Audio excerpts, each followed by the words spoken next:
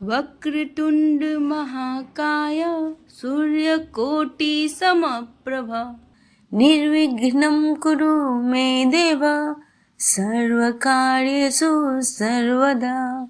नमस्कार दोस्तों, हमारे YouTube चैनल भक्ति में शक्ति 1000 में आपका स्वागत है।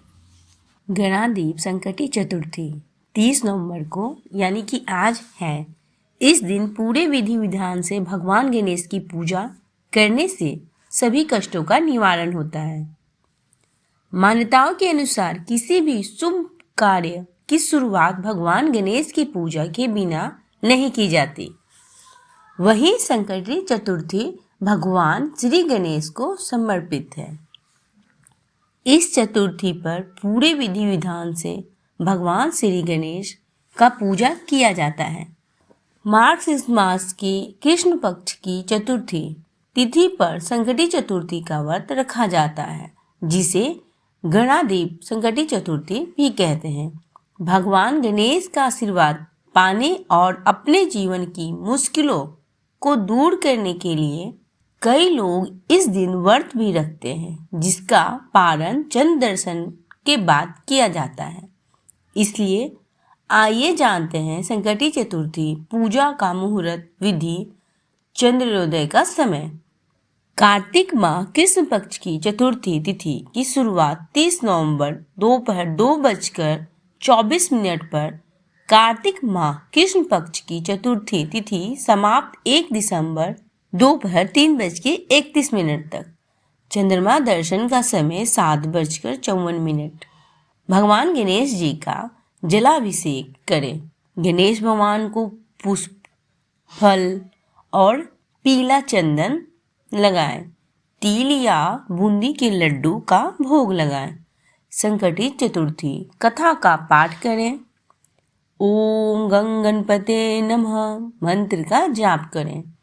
पूरी श्रद्धा के साथ गणेश जी की आरती करें। चंद्रमा के दर्शन करें और अर्घ्य दें। व्रत प्रारंभ करें, क्षमा प्रार्थना करें। इस तरह पूजा पाठ करनी चाहिए। तो आइए अगहन संकटी चतुर्थी व्रत की कथा सुने। गणेश भगवान की जय, माता पार्वती की जय। पार्वती जी ने गणेश जी से पूछा कि अगहन कृष्ण चतुर्थी संकटा कहलाती है। उस दिन किस गणेश की पूजा किस रीति से करनी चाहिए? गणेश जी ने उत्तर दिया कि हे माते, अगहन में पुरोहित रीति से गजानन नामक गणेश की पूजन के बाद अर्घ्य देना चाहिए। दिन भर व्रत रखकर पूजन के बाद ब्राह्मण को भोजन कराकर जौ, तिल, चावल, चीनी और घृत का साकला बनाकर हवन करावे तो वह अपने शत्रु को विषीभूत कर सकता है। इस संबंध में हम आपको एक प्राचीन कथा सुनाते हैं। प्राचीन काल में त्रेता युग में दशरथ नाम के एक प्रतापी राजा हो चुके हैं। वे राजा आखेट प्रिय थे। एक बार अनजाने में ही उन्होंने एक श्रवण कुमार नाम ब्राह्मण आखेट शिकार करने में वध कर दिया। उस ब्राह्मण के अंधे माँ बाप ने राजा को श्राप दे दिया कि जिस प्रकार हम लोग पुत्र शोक में मर रहे हैं, उसी भांति तुम्हारा भी पुत्र शोक में मरण होगा। इससे राजा को बड़ी चिंता हुई। उन्होंने पुत्रेष्टि यज्ञ कराया। फलस्वरूप जगदीश्वर राम ने चतुर्भुज रूप से अवतार लिया। भगवती लक्ष्मी जानकी के रूप में अवतरित हुई। पिता की आज्ञा पाकर भगवान राम ने सीता और लक्ष्मण के साथ वन खरदूषणादि राक्षसों का वध किया। इससे क्रोधित होकर लोगों को रुलाने वाले रावण ने सीता जी का अपहरण कर लिया। सीता जी के वियोग में भगवान रामचंद्र जी ने पंचवटी त्याग कर दिया और ऋषिय मुख पर्वत पर पहुंचकर सुग्रीव के साथ मैत्री की। तत्पश्चात सीता जी की खोज में हनुमान आदि वानर तत्पर ढूंढते ढूंढते वानरों ने गिद्धराज संपाति को देखा। इन वानरों को देखकर संपाति ने पूछा कि तुम लोग कौन हो? इस वन में कैसे आए हो? तुम्हें किसने भेजा है? यहाँ पर तुम्हारा आना किस प्रकार हुआ? संपाति की बात सुनकर वानरों ने उत्तर दिया कि भगवान विष्णु ने अवतार दशरथ नंदन राम जी, सीता जी और लक्ष्मण जी के साथ दंडक वन में आए। वहां पर उनकी पत्नी सीता जी का अपहरण कर लिया गया है। मित्र, इस बात को हम लोग नहीं जानते हैं कि सीता कहाँ है और हम लोग सीता जी का पता कैसे लगाएं। उनकी बात सुनकर संपाति ने कहा कि तुम सब रामचंद्र के सेवक होने के नाते हमारे मित्र हो। जानकी जी का जिसने हरण किया है और वह जिस स्थान पर है वह मुझे मालूम है। सीता जी के लिए मेरा छोटा भाई जटायु अपने प्राण गंवा चुका है। श्री रामचंद्र जी के चरण कमल को स्मरण कर हमारे भाई ने अपना शरीर त्यागा है। यहाँ से थोड़ी ही दूर पर समुद्र है और समुद्र के उस पार राक्षस नगरी है। वहाँ अशोक के पेड़ के नीचे सीता जी बैठी हुई हैं। आप लोगों को उतनी दूर नहीं दिखाई पड़ सकता है, लेकिन मेरी दृष्टि तेज है। रावण द्वारा अपहरण सीता जी मुझे दिखाई दे रही हैं। मैं आपसे सत्य कह रहा हूँ। सभी वानरों ने हनुमान जी के पराक्रमशाली हैं, अतः उन्हें वहां जाना चाहिए। अन्य कोई भी इस कार्य में समर्थ नहीं है। संपाति की बात सुनकर हनुमान जी ने कहा, संपाति, दुस्तर समुद्र को मैं किस प्रकार पार कर सकता हूँ? हमारे सब वानर उस ओर जाने में असमर्थ हैं, तो मैं ही अकेला कैसे पार कर सकता हूँ? हनुमान जी की बात सुनकर संपाति ने उत्तर दिया कि हे मित्र, आप संकट नाशक गणेश चतुर्थी का व्रत कीजिए। उस व्रत के प्रभाव से समुद्र को क्षण मात्र में पार कर लेंगे। संपाति के आदेश से संकट चतुर्थी के उत्तम व्रत को हनुमान जी ने किया। हे देवी, इससे प्रभाव से क्षण भर में समुद्र लांघ गए।